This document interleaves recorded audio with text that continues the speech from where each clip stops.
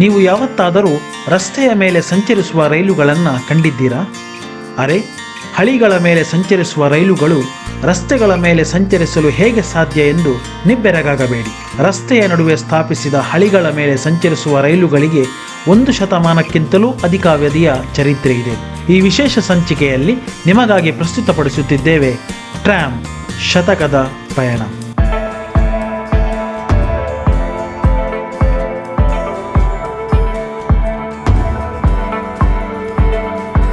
ನೀವು ನೋಡ್ತಾ ಇದ್ದೀರಾ CJ life and likes YouTube channel. ನೀವು ನಮ್ಮ ಚಾನಲಿಗೆ ಮೊದಲ ಬಾರಿಗೆ ಭೇಟಿ ನೀಡುತ್ತಿರುವಿರಾದರೆ ದಯವಿಟ್ಟು ನಮ್ಮ ಚಾನಲನ್ನು ಸಬ್ಸ್ಕ್ರೈಬ್ ಮಾಡಿ ಮತ್ತು ನಮ್ಮ ಎಲ್ಲ ಅಂತಾರಾಷ್ಟ್ರೀಯ ವಿಡಿಯೋಗಳನ್ನು ತಪ್ಪದೆ ವೀಕ್ಷಿಸಿ. ಟ್ರಾಮ್ ಅನ್ನುವುದು ನಗರ ಪ್ರದೇಶಗಳಲ್ಲಿ ಸಂಚರಿಸುವ 1 ಅಥವಾ ಹಲವು ಬೋಗಿಗಳನ್ನು ಒಳಗೊಂಡ ಸಣ್ಣ ಗಾತ್ರದ ರೈಲು. ಇವುಗಳ ಅಗಲ ಬಸ್ಸುಗಳಿಗಿಂತಲೂ ಕಡಿಮೆ. ಇದನ್ನು ಸ್ಟ್ರೀಟ್ ಕಾರ್ ಅಥವಾ ಟ್ರಾಲಿ ಎಂದು ಕೂಡ ಕರೆಯುತ್ತಾರೆ.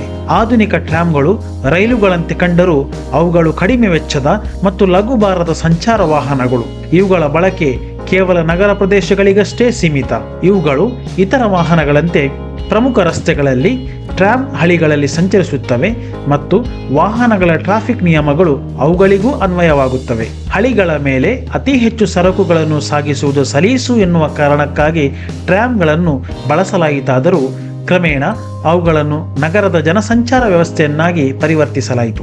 1800ರ ಆಸುಪಾಸಿನಲ್ಲಿ ಕುದುರೆ ಅಥವಾ ಕತ್ತೆ ಮತ್ತು ಇತರ ಪ್ರಾಣಿಗಳ ಸಹಾಯದಿಂದ ಚಲಿಸುವ ಹಗುರವಾದ ಸಣ್ಣ ಟ್ರಾಮ್ಗಳು ಬಳಕೆಯಲ್ಲಿದ್ದವು. 1807ರಲ್ಲಿ ಜಗತ್ತಿನ ಮೊದಲ ಪ್ಯಾಸೆಂಜರ್ ಟ್ರಾಮ್ ಯುನೈಟೆಡ್ ಕಿಂಗ್ಡಮ್ ಇದರ ವೇಲ್ಸ್ ಪ್ರಾಂತ್ಯದಲ್ಲಿ ಸ್ವಾನ್ಸೇಯ ಅಂಡ್ ಮಂಬಲ್ಸ್ ರೈಲ್ವೆ ಈ ಹೆಸರಿನಲ್ಲಿ ಆರಂಭವಾಯಿತು. ಆಸ್ಟ್ರೇಲಿಯಾದ ಸಮುದ್ರ ತಟದಲ್ಲಿ ಸಂಚರಿಸುವ ವಿಕ್ಟರ್ ಹಾರ್ಬರ್ ಟ್ರಾಮ್ವೇ, ಪೋಲ್ಯಾಂಡಿನ ಮ್ರೋಸಿ ರುಡ್ಕರ್ ಟ್ರಾಮ್ವೇ, ಜರ್ಮನಿಯ ದೊಬೆಲ್ ಹಾರ್ಸ್ ಟ್ರಾಮ್ವೇ ಮುಂತಾದ ಜಾಗಗಳಲ್ಲಿ ಈಗಲೂ ಟ್ರಾಮ್ಗಳನ್ನು ಕುದುರೆಗಳ ಸಹಾಯದಿಂದ ಎಳೆಯಲಾಗುತ್ತದೆ. ಅಮೆರಿಕಾದ ನ್ಯೂಯಾರ್ಕ್ ನಗರದಲ್ಲಿ 1832ರಿಂದ ಟ್ರಾಮ್ಗಳು ಬಳಕೆಯಲ್ಲಿವೆ. 1855ರಿಂದ ಪ್ಯಾರಿಸ್, 1858ರಿಂದ ದಕ್ಷಿಣ ಅಮೆರಿಕದ ಚಿಲೆ ರಾಷ್ಟ್ರದಲ್ಲಿ, 1860ರಿಂದ ಆಸ್ಟ್ರೇಲಿಯಾದ ಸಿಡ್ನಿಯಲ್ಲಿ ಟ್ರಾಮ್ ಸೇವೆ ಆರಂಭವಾಯಿತು. ಏಷ್ಯಾದಲ್ಲಿ ಮೊದಲ ಟ್ರಾಮ್ ಅನ್ನು ಪರಿಚಯಿಸಿದ ಕೀರ್ತಿ ಇಂಡೋನೇಷ್ಯಾಕ್ಕೆ ಸಲ್ಲುತ್ತದೆ. 1870ರ ತರುವಾಯ ಉಗಿಯಿಂದ ಸಂಚರಿಸುವ ಟ್ರಾಮ್ಗಳನ್ನು ಅಭಿವೃದ್ಧಿಪಡಿಸಲಾಯಿತು. ಇವುಗಳಲ್ಲಿ 2 ವಿಧ: ತೆರೆದ ಎಂಜಿನ್ನಿನ ಟ್ರಾಮ್ ಮತ್ತು ವಾಯು ಮಾಲಿನ್ಯ ಹಾಗೂ ಶಬ್ದ ಮಾಲಿನ್ಯವನ್ನು ಕಡಿಮೆ ಮಾಡುವ ಮುಚ್ಚಲ್ಪಟ್ಟ ಎಂಜಿನ್ ಇರುವ ಟ್ರಾಮ್. ನಮ್ಮ ಭಾರತದ ಡಾರ್ಜಿಲಿಂಗ್ನಲ್ಲಿ ಈಗಲೂ ಸಂಚರಿಸುವಂತಹ ಡಾರ್ಜಿಲಿಂಗ್ ಹಿಮಾಲಯನ್ ರೈಲ್ವೆ ವಾಸ್ತವವಾಗಿ ಇಂತಹ ವರ್ಗದ ಉಗಿ ಟ್ರಾಮ್. 1870ರ ಆಸುಪಾಸಿನಲ್ಲಿ ನೆಲದಡಿಯಲ್ಲಿ ಹುದುಗಿರುವ ನಿರಂತರವಾಗಿ ಚಲಿಸುವಂತಹ ಕಬ್ಬಿಣದ ತಂತಿಗಳ ಸಹಾಯದಿಂದ ಟ್ರಾಮ್ ಅನ್ನು ಎಳೆಯುವಂತಹ ವ್ಯವಸ್ಥೆ ಅಮೆರಿಕಾದಲ್ಲಿ ಚಾಲನೆಗೊಂಡಿತು. 20ನೆಯ ಶತಮಾನದ ಮೊದಲ ಭಾಗದಲ್ಲಿ ಪೆಟ್ರೋಲ್, ಡೀಸೆಲ್ ಮತ್ತು ಇತರ ದಹನಕಾರಿ ವಸ್ತುಗಳಿಂದ ಉತ್ಪತ್ತಿಯಾಗುವ ಶಕ್ತಿಯಿಂದ ಚಲಿಸುವಂತಹ ಟ್ರಾಮ್ಗಳು ಟೆಕ್ಸಾಸ್, ಆಸ್ಟ್ರೇಲಿಯಾ, ಸ್ವೀಡನ್ ಮತ್ತು ಇತರ ರಾಷ್ಟ್ರಗಳಲ್ಲಿ ಆರಂಭವಾದವು. 1880ರ ದಶಕದಲ್ಲಿ ಫ್ರಾನ್ಸಿನ ಪ್ಯಾರಿಸ್, ರಷ್ಯಾದ ಸೇಂಟ್ ಪೀಟರ್ಸ್ಬರ್ಗ್, ಜರ್ಮನಿಯ ಬರ್ಲಿನ್ ಮತ್ತು ಇತರ ಭಾಗಗಳಲ್ಲಿ ಎಲೆಕ್ಟ್ರಿಕ್ ಟ್ರಾಮ್ಗಳು ಆರಂಭವಾದವು. 1890ರಿಂದ 1930ರವರೆಗಿನ 4 ದಶಕಗಳು ಟ್ರಾಮ್ನ ಸುವರ್ಣ ಯುಗ ಎನ್ನಬಹುದು. 2ನೆಯ ಮಹಾಯುದ್ಧದ ನಂತರ ಬಸ್ ಮತ್ತು ಕಾರುಗಳು ಖ್ಯಾತಿಯನ್ನು ಪಡೆದಾಗ ಟ್ರಾಮ್ಗಳು ನಿಧಾನವಾಗಿ ತೆರೆಮರೆಗೆ ಸರಿದವು. ಆದರೆ 1980ರ ನಂತರ ಅವುಗಳಿಗೆ ಮರುಜೀವ ನೀಡಿ ಚಾರಿತ್ರಿಕ ಕಾರಣಕ್ಕಾಗಿ ಮತ್ತು ಪ್ರವಾಸಿ ಆಕರ್ಷಣೆಗಾಗಿ ಅವುಗಳನ್ನು ಬಳಸಲು ಆರಂಭಿಸಿದರು. ಸುಮಾರು 250 ಕಿಲೋಮೀಟರ್ ಉದ್ದದ ಟ್ರಾಮ್ ಮಾರ್ಗವನ್ನು ಹೊಂದಿರುವಂತಹ ಆಸ್ಟ್ರೇಲಿಯಾದ ಮೆಲ್ಬರ್ನಿನ ಟ್ರಾಮ್ ವ್ಯವಸ್ಥೆ ಪ್ರಪಂಚದ ಅತಿ ದೊಡ್ಡ ಟ್ರಾಮ್ ವ್ಯವಸ್ಥೆ. ನಮ್ಮ ದೇಶ ಮತ್ತು ಯುರೋಪ್ನ ನಡುವೆ ಮೊದಲ ಬಾರಿಗೆ ನೇರ ಸಮುದ್ರ ಮಾರ್ಗವನ್ನು ಅನ್ವೇಷಿಸಿದಂತಹ ವಾಸ್ಕೋಡ ಗಾಮನ ತವರೂರು ಮತ್ತು ಪೋರ್ಚುಗಲ್ ರಾಷ್ಟ್ರದ ರಾಜಧಾನಿ ಲಿಸ್ಬನ್ ನಗರ ತನ್ನ ಶತಮಾನಗಳಷ್ಟು ಹಳೆಯ ಟ್ರಾಮ್ಗಳಿಗಾಗಿ ಸುಪ್ರಸಿದ್ಧ. ಇಲ್ಲಿನ ಟ್ರಾಮ್ನಲ್ಲಿ ಕೂತು ನಗರದ ಸೌಂದರ್ಯವನ್ನು ಸವಿಯಬಹುದು ಮತ್ತು ಇಲ್ಲಿನ ಪ್ರಮುಖ ಪಾರಂಪರಿಕ ತಾಣಗಳನ್ನು ವೀಕ್ಷಿಸಬಹುದು. ಇಲ್ಲಿ 6 ಟ್ರಾಮ್ ಮಾರ್ಗಗಳಿದ್ದು 63 ಟ್ರಾಮ್ಗಳು ಕಾರ್ಯಾಚರಿಸುತ್ತವೆ. ಇವುಗಳಲ್ಲಿ ಬರೋಬ್ಬರಿ 45 ಟ್ರಾಮ್ಗಳು ಶತಮಾನಗಳಷ್ಟು ಹಳೆಯ ವಿಂಟೇಜ್ ಟ್ರಾಮ್ಗಳು. ಈ ಪಾರಂಪರಿಕ ಸಣ್ಣ ವಿದ್ಯುತ್ ಚಾಲಿತ ಟ್ರಾಮ್ಗಳು ಲಿಸ್ಬನ್ನಿನ ಚಾರಿತ್ರಿಕ ವೈಭವವನ್ನ ಸಾರಿ ಹೇಳುತ್ತವೆ. ಇಲ್ಲಿನ ಟ್ರಾಮ್ಗಳು ಹಳೆ ಮೊದಲಾದ ಮಾದರಿಯ ಟ್ರಾಮ್ಗಳು. ಪ್ರತಿ ಮಾರ್ಗದಲ್ಲಿ ಸಂಚರಿಸುವ ಟ್ರಾಮ್ಗಳನ್ನ ನಿರ್ದಿಷ್ಟವಾದಂತಹ ಸಂಖ್ಯೆಯ ಮುಖಾಂತರ ಗುರುತಿಸುತ್ತಾರೆ. ಇವುಗಳಲ್ಲಿ ಟ್ರಾಮ್ ನಂಬರ್ 28 ಜಗದ್ವಿಖ್ಯಾತ ಟ್ರಾಮ್. ಇದು ಲಿಸ್ಬನ್ನಿನ ಪ್ರಮುಖ ಸ್ಥಳಗಳಾದ ಅಲ್ಫಾಮ್, ಬ್ರಾಯಿಷಾ ಮತ್ತು ಗ್ರಾಸಗಳ ಮುಖಾಂತರ ಹಾದು ಹೋಗುತ್ತದೆ. ಲಿಸ್ಬನ್ನಿಗೆ ಆಗಮಿಸುವ ಪ್ರವಾಸಿಗರು ಇವುಗಳಲ್ಲಿ ಸಂಚರಿಸಲು ಮರೆಯುವುದಿಲ್ಲ. ಇವುಗಳು ಸಂಪೂರ್ಣವಾಗಿ ಮರದಿಂದ ರಚಿಸಲ್ಪಟ್ಟಿವೆ. ಈ ಟ್ರಾಮ್ಗಳು ಲಿಸ್ಬನ್ನಿನ ಜನದಟ್ಟಣೆಯ ಮಾರ್ಗದಲ್ಲಿ ಸಂಚರಿಸುವಾಗ ಮೈ ಮರೆತು ರಸ್ತೆಯಲ್ಲಿ ಅತ್ತಿಂದಿತ್ತ ಸಂಚರಿಸುವ ಪಾದಚಾರಿಗಳನ್ನು ಎಚ್ಚರಿಸಲು ಇದರ ಹಾರ್ನ್ ಅನ್ನ ಬಾರಿಸುತ್ತಾರೆ. ಆ ಸದ್ದಿಗೆ ಒಮ್ಮೆಗೆ ಪ್ರವಾಸಿಗರು ಬಿಚ್ಚಿ ಬೀಳುತ್ತಾರೆ. ಇನ್ನುಳಿದಂತೆ ಟ್ರಾಮ್ ಸಂಖ್ಯೆ 12, 18, 24 ಮತ್ತು 25 ಗಮನಾರ್ಹವಾದ ಪ್ರೇಕ್ಷಣೀಯ ಸ್ಥಳಗಳ ಮುಖಾಂತರ ಹಾದು ಹೋಗುತ್ತವೆ. ಟ್ರಾಮ್ ಸಂಖ್ಯೆ 15 ತೀರಾ ಇತ್ತೀಚೆಗೆ ಸೇರ್ಪಡೆಗೊಂಡ ಆಧುನಿಕ ಟ್ರಾಮ್. ಇದು ನಗರದ ಹೃದಯ ಭಾಗ ಮತ್ತು ವಾಸ್ಕೋ ಡ ಗಾಮ ತನ್ನ ಸಮುದ್ರಯಾನವನ್ನು ಆರಂಭಿಸಿದ ಬೇಲೆಮ್ ನಗರವನ್ನು ಬೆಸೆಯುತ್ತದೆ. ಜಗತ್ತಿನ ಫ್ಯಾಷನ್ ರಾಜಧಾನಿ ಎಂಬ ಪ್ರಖ್ಯಾತಿಯನ್ನು ಗಳಿಸಿರುವ ಇಟಲಿಯ ಮಿಲಾನ್ ನಗರದಲ್ಲಿ 1876ರಿಂದ ಟ್ರಾಮ್ಗಳು ಬಳಕೆಯಲ್ಲಿವೆ. ಇವುಗಳಲ್ಲಿ ಹೆಚ್ಚಿನವು 80 ದಶಕಗಳನ್ನು ಪೂರೈಸಿವೆ. ಈ ವಿದ್ಯುತ್ ಚಾಲಿತ ಟ್ರಾಮ್ಗಳು 18 ವಿವಿಧ ಮಾರ್ಗಗಳಲ್ಲಿ ಸಂಚರಿಸುತ್ತವೆ.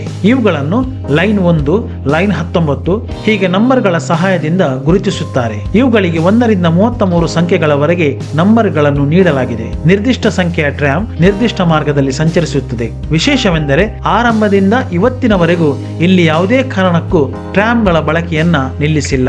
ಲಿಸ್ಬನ್ನಂತೆ ಇಲ್ಲಿ ಕೂಡ 1928 ಮತ್ತು 1930ರ ನಡುವೆ ನಿರ್ಮಾಣಗೊಂಡ 1500 ಸೀರೀಸ್ನ ಟ್ರಾಮ್ಗಳು ಜನಪ್ರಿಯ. ಇವುಗಳನ್ನು ಇಲ್ಲಿಯೇ ನಿರ್ಮಿಸಲಾಗಿದ್ದು ಅಮೆರಿಕದ ಸಾನ್ ಫ್ರಾನ್ಸಿಸ್ಕೋದಲ್ಲಿ ಸಂಚರಿಸುವ ಟ್ರಾಮ್ಗಳನ್ನು ಕೂಡ ಇಲ್ಲಿಯೇ ನಿರ್ಮಿಸಲಾಗಿದೆ. ಈ ಟ್ರಾಮ್ಗಳು ಮಿಲಾನಿನ ಪರಂಪರೆಯನ್ನ ಸಾರುತ್ತವೆ. ಪ್ರಸ್ತುತ ಪ್ರಪಂಚದ ವಿವಿಧ ರಾಷ್ಟ್ರಗಳಲ್ಲಿ ಸಂಚರಿಸುವಂತಹ ಬಹುತೇಕ ಟ್ರಾಮ್ಗಳು ಮತ್ತು ಅವುಗಳ ಮಾರ್ಗಗಳು ಶತಮಾನವನ್ನು ಪೂರೈಸಿವೆ. ಈ ಹಳೆ ಕಾಲದ ಟ್ರಾಮ್ಗಳ ಜೊತೆಗೆ ವೇಗವಾಗಿ ಚಲಿಸುವ ಆಧುನಿಕ ಸುಸಜ್ಜಿತ ಟ್ರಾಮ್ಗಳು ಕೂಡ ಇಂದು ನಮಗೆ ಕಾಣಸಿಗುತ್ತವೆ. ಆದರೆ ಹಳೆಯ ಕಾಲದ ವಿವಿಧ ರೀತಿಯ ಟ್ರಾಮ್ಗಳಲ್ಲಿ ಸಿಗುವ ಮಜವೇ ಬೇರೆ. ಬನ್ನಿ ಈ ಟ್ರಾಮ್ ಅನ್ನು ಹೇಗೆ ನಿಯಂತ್ರಿಸುತ್ತಾರೆ, ಇವುಗಳ ರಚನೆ ಹೇಗಿರುತ್ತದೆ ಮತ್ತು ಇದರಲ್ಲಿ ಸಂಚರಿಸುವ ಅನುಭವ ಹೇಗಿರುತ್ತದೆ ಎಂದು ನೋಡೋಣ.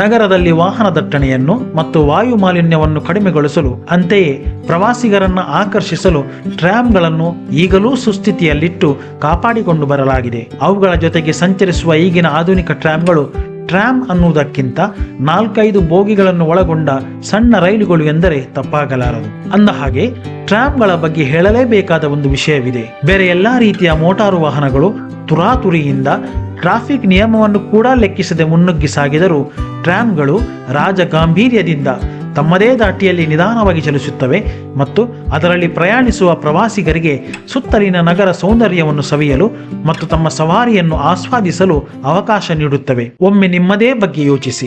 ಯಾವುದೇ ಗಳಿಗೆಯಲ್ಲಿ ಕೊನೆಗೊಳ್ಳಬಹುದಾದಂತಹ ನಮ್ಮ ಬದುಕಿನ ಈ ಪುಟ್ಟ ಪಯಣದಲ್ಲಿ ನಾವೆಷ್ಟು ಬ್ಯುಸಿಯಾಗಿದ್ದೇವೆ ಎಂದರೆ ನಮಗೇ ಅರಿವಿಲ್ಲದಂತೆ ರಾಕೆಟ್ ರೀತಿಯಲ್ಲಿ ಅತ್ಯಂತ ಧಾವಂತದಿಂದ ಮುನ್ನುಗ್ಗಿ ಸಾಗುತ್ತಿದ್ದೇವೆ. ಈ ನಡುವೆ ನಮ್ಮ ಸುತ್ತಮುತ್ತಲಿನ ಎಷ್ಟೋ ಗಮನಾರ್ಹವಾದ ವಿಚಾರಗಳನ್ನ ನಾವು ಕಳೆದುಕೊಳ್ಳುತ್ತಿದ್ದೇವೆ. ನಮ್ಮ ರಕ್ತ ಸಂಬಂಧಗಳು, ನಮ್ಮ ಪ್ರೀತಿಯ ಮಕ್ಕಳ ಮುಗ್ಧ ನಗು, ನಮ್ಮ ಹಿರಿಯರ ಬಯಕೆಗಳು, ನಮ್ಮವರ ನೋವು ನಲಿವುಗಳು, ನಮ್ಮ ಸಂತೋಷ, ನಮ್ಮ ಆರೋಗ್ಯ, ನೆಮ್ಮದಿ, ಬದುಕುವ ಹುಮ್ಮಸ್ಸು, ಈ ಎಲ್ಲವನ್ನೂ ನಾವು ಕಳೆದುಕೊಳ್ಳುತ್ತಿದ್ದೇವೆ. ಕೊನೆಯ ಗಮ್ಯಸ್ಥಾನವನ್ನು ತಲುಪುವ ಮುನ್ನ ಈ ಯಾಂತ್ರೀಕೃತ ಬದುಕನ್ನ ಒಂದಷ್ಟು ನಿಧಾನಗೊಳಿಸಿ ಸುತ್ತಮುತ್ತಲು ಒಮ್ಮೆ ದೃಷ್ಟಿ ಹಾಯಿಸಿ ನೋಡಿ. ಕಾಲವಿನ್ನೂ ಮಿಂಚಿಲ್ಲ. ನಿಮ್ಮ ಬದುಕಿನ ಪಯಣ ಇನ್ನಷ್ಟು ಸ್ವಾರಸ್ಯಕರವಾಗಿರಲಿ, ಮತ್ತು ಮನಸ್ಸಿಗೆ ಮುದ ನೀಡುವಂತಹ ಸುಖಕರ ಪಯಣ ನಿಮ್ಮದಾಗಲಿ ಎನ್ನುವ ಶುಭ ಹಾರೈಕೆಯೊಂದಿಗೆ ಈ ವಿಡಿಯೋವನ್ನು ಕೊನೆಗೊಳಿಸುತ್ತಿದ್ದೇವೆ. ಈ ವಿಡಿಯೋ ನಿಮಗೆ ಇಷ್ಟವಾಗಿದ್ದಲ್ಲಿ ದಯವಿಟ್ಟು ವಿಡಿಯೋಗೊಂದು ಲೈಕ್ ಕೊಡಿ ಮತ್ತು ವಿಡಿಯೋವನ್ನು ಶೇರ್ ಮಾಡಿ. ನಮ್ಮ ಈ ಚಾನೆಲ್ ಅನ್ನು ಸಬ್ಸ್ಕ್ರೈಬ್ ಮಾಡಿ, ಪಕ್ಕದಲ್ಲಿರುವ ಬೆಲ್ ಐಕನ್ ಒತ್ತಿ ನಮ್ಮ ಎಲ್ಲಾ ವಿಡಿಯೋಗಳ ನೋಟಿಫಿಕೇಶನ್ ಪಡೆಯಿರಿ. ಇನ್ನಷ್ಟು ಸ್ವಾರಸ್ಯಕರವಾದ ವಿಷಯಗಳೊಂದಿಗೆ ಮುಂದಿನ ವಿಡಿಯೋದಲ್ಲಿ ಮತ್ತೆ ಭೇಟಿಯಾಗೋಣ. ನಮಸ್ಕಾರ.